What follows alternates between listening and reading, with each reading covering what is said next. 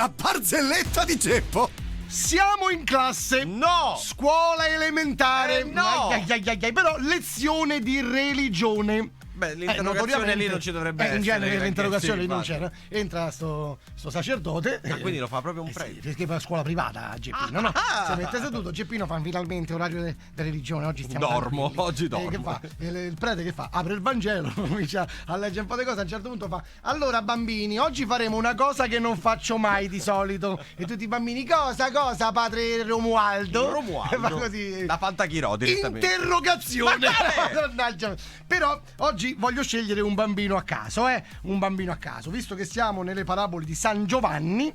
Quindi San ci sarà qualcuno che si chiama Giovanni. Scegliamo un bambino che abbia come nome, che inizia con la lettera G. G di Giovanni. Prende il registro, mi fa Giovanni, Giorgio, Giovanni, Giuseppe, Giorgio, Giovannelli, Gennaro, Geppino! Geppino all'ultimo banco fa: ma che devo fare qui? Devo imprecare? No, no, Geppino, mi stava raccomando, religione. alzati in piedi, Geppino avvelenato, no? Allora Geppino, una domanda semplice, Speriamo. Allora Geppino, perché Mosè divise le acque? Geppino ci pensa un attimo. Perché chi ha vole frizzante e chi naturale. La